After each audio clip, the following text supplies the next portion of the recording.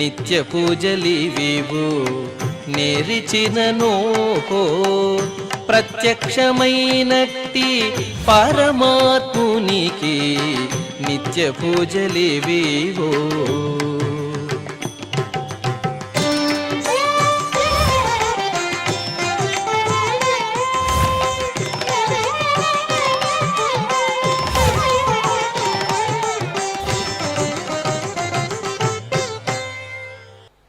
ఓం నమో వెంకటేశాయ.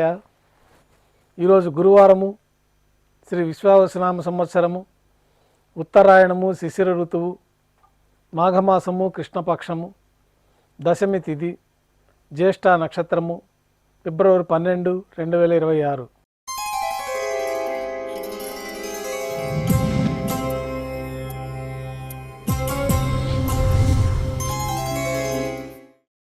శ్రీవారికి గురువారం ఆర్జిత సేవగా తిరుప్పావుడి సేవ విశేషంగా జరుపుకుంటాము. సాతుముర పూర్తయిన తర్వాత రేపు అనగా శుక్రవారం అభిషేకం ఏర్పాట్లలో భాగంగా శ్రీవారి మూలమూర్తికి అలంకరించబడి ఉన్న సువర్ణ తిరువాభరణాలు, రత్నాభరణములు, హారములు తొలగించి శ్రీవారి ముఖమండలంలోని పచ్చకర్పూరం తిరునామమును అర్ధభాగం తొలగించి శ్రీవారి నేత్రములు కనిపించే విధంగా నేత్రాలంకారం చేయబడుతుంది. శ్రీవారికి బంగారు పాదకవచములు, సువర్ణ కటిహస్తము, వరదహస్తము, శంకుచక్రములు, కర్ణపత్రాలు, శాలిగ్రామాల హారములతో అలంకరిస్తారు.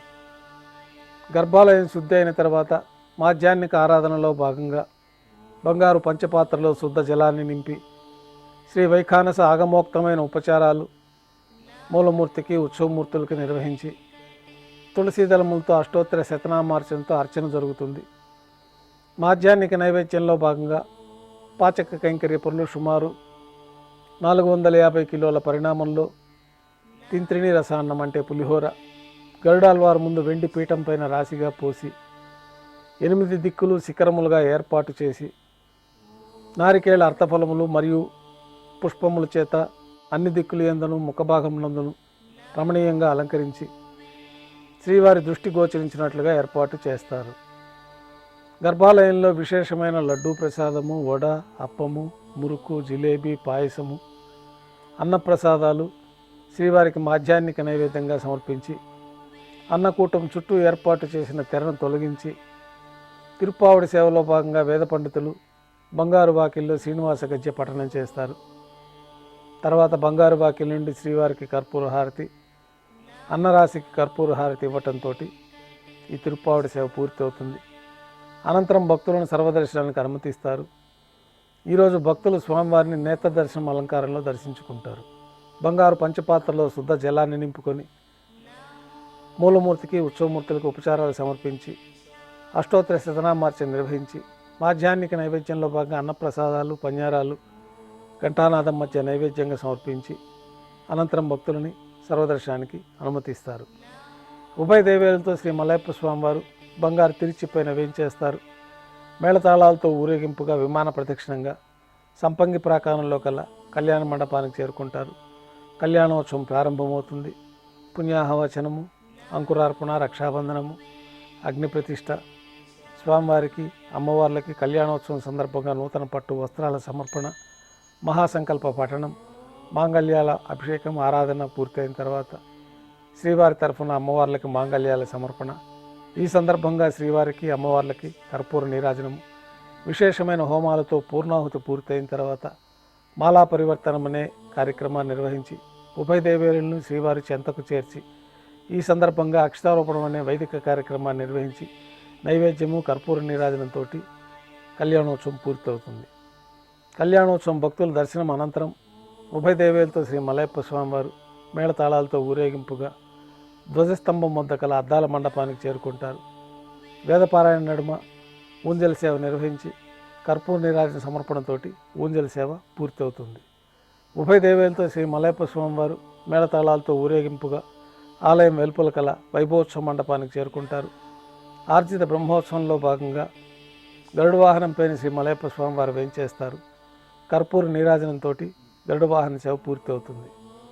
హనుమంత వాహనంపైన శ్రీ మలయప్ప స్వామివారు వేంచేస్తారు. కర్పూర నీరాజనంతో హనుమంత వాహన సేవ పూర్తవుతుంది. పెద్ద శేషవాహనం పైన శ్రీ మలయప్ప స్వామివారి వేంచేపు చేసుకొని కర్పూర నీరాజనంతో పెద్ద శేషవాహన సేవ పూర్తవుతుంది. ఉభయ దేవేలతో కలిపి శ్రీ మలయప్ప స్వామివారికి కర్పూర నీరాజన సమర్పణతోటి ఆర్జిత బ్రహ్మోత్సవం పూర్తవుతుంది. సాయం సంధ్య వేళలో 1000 దీపాలతో అలంకరించబడి ఉన్న సహస్ర దీపాలంకరణ సేవ మండపానికి ఉభయ దేవేలతో శ్రీ మలయప్ప స్వామివారు చేరుకుంటారు. వేదం గానం నాదం నడుమ సహస్ర దీపాలంకరణ సేవ నిర్వహించి నక్షత్ర నీరాజనము కర్పూర నీరాజన సమర్పణతోటి దీపాలంకరణ సేవ పూర్తి అవుతుంది. ఉభయ దేవేలతో శ్రీ మలయప్ప స్వామివారు 4 తిరువీధుల ఉత్సవం జరుపుకొని భక్తులను అనుగ్రహించి తిరిగి ఆలయానికి చేరుకుంటారు. ఆలయంలో నైవేద్యం పూర్తి అయిన తర్వాత గర్భాలయంలో వేంచేస్తారు. వెంటనే రాత్రి తోమాల సేవ ప్రారంభమవుతుంది. గురువారం సాయంత్రం స్వామివారికి పూలంగి సేవ నిర్వహిస్తారు. సాయంకాలం ఆరాధనలో భాగంగా గర్భాలయం శుద్ధి చేసి పంచపాత్రలో శుద్ధ తోయాన్ని నింపుకొని శ్రీ మూలమూర్తికి ఉత్సవమూర్తులకి శ్రీ వైఖానస ఆగమోక్తమైన ఉపచారాలు సమర్పించి వివిధ సుగంధ పుష్పాలతో స్వామివారి దివ్యమంగళ స్వరూపం అంతా పుష్పమాలలతో అలంకరించి పుష్పమాలలతో కిరీటాన్ని సమర్పించి సూర్యకటాన్ని స్వామివారికి అలంకరించిన తర్వాత ఉత్సవమూర్తులకు పుష్పమాలలు సమర్పించి చతుర్వేద మంత్రాలతో మంత్రపుష్పాన్ని నిర్వహించి నక్షత్ర నీరాజనము కర్పూర నీరాజనంతో పూలంగి సేవ పూర్తి అవుతుంది. తులసీ దళములతో అష్టోత్తర శతనామావళితో అర్చన జరిపి రాత్రి నైవేద్యంలో భాగంగా అన్నప్రసాదాలు పඤ్ఞారాలు దోశ ఘంటానాదం మధ్య శ్రీవారికి నైవేద్యంగా సమర్పిస్తారు. అనంతరం భక్తులని పూలంగి సర్వదర్శనానికి అనుమతిస్తారు. కొద్ది విరామం తర్వాత ఏకాంత సేవలో భాగంగా రాత్రి సమర్పించిన పుష్పమాలికలన్నీ సల్లింపు చేసుకొని గర్భాలయాన్ని శుద్ధి చేసుకొని బంగారు పంచపాత్రలో బ్రహ్మ తిరువారాధన కోసమై బంగారు పిందెలోని తీర్థాన్ని సమర్పించి ఏకాంత సేవలో భాగంగా కౌతుకభైరమైన శ్రీ భోగ శ్రీనివాసమూర్తి వారిని బంగారు పాన్పు పైన వేంచేపు చేసుకొని ఈ సందర్భంగా దారోష్ణమైన గోక్షీరము జీడిపప్పు ద్రాక్ష కలకండ బాదం పప్పు పండ్లు స్వామివారికి నైవేద్యంగా సమర్పించి కర్పూర నీరాజనంతో ఏకాంత సేవ పూర్తి అవుతుంది. ఓం నమో వెంకటేశాయ.